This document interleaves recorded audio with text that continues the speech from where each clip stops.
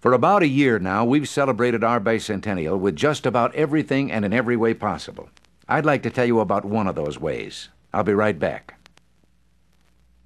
I don't know whether the Freedom Train has come your way yet or not. It's made well over 150 stops and traveled more than 25,000 miles. And if my schedule is correct, it has Georgia and Florida to go before year's end.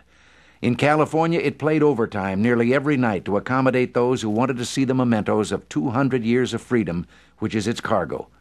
The Freedom Train isn't entirely an original idea. We had one after World War II to sustain the wartime patriotism as a help in the Cold War. But now in peacetime, it's something of a miracle, and has proven that while Americans may be fed up with excesses by government, there is still, deep in our hearts, a reverence for this blessed land. The train started out in March of 1975 and almost immediately found that even without stopping, it drew crowds. People gathered at all hours, even far into the night, just to see the big steam locomotive and red, white, and blue cars roll by. When it stops, people line up and wait hours in the rain or dark of night to walk through the cars and see the exhibit of freedom's accomplishments, the Declaration of Independence, the Constitution, and the Liberty Bell. There's no end to the variety because ours is a land of variety. There are space vehicles, exhibits having to do with great national heroes, including those famous in sports and entertainment, as well as science and statesmanship. One little town of less than 400 argued so convincingly that the train stopped out in a cornfield, while more than 40,000 Americans from miles around visited it in a 2-day period. More than 5 million Americans have gone through the train, and its managers believe their figure may be almost doubled before it pulls into its final station in December.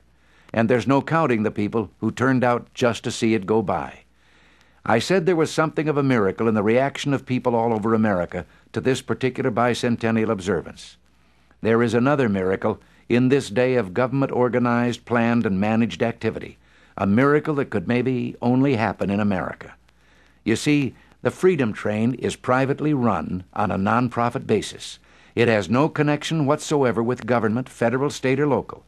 The originator of the idea is a railroad buff, a commodities broker named Ross E. Rowland, Jr. He's also the engineer running the train. He raised the funds as well as 2 steam locomotives from whatever graveyard old trains retire to. His crew is made up of private citizens who felt the call of duty. One man sold his business to make the trip.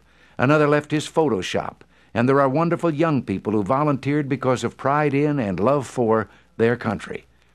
Where else but in America could this happen? Come to think of it, how many places are left in the world where there's that much freedom to celebrate? That's something to be thankful for in this Thanksgiving season. This is Ronald Reagan. Thanks for listening.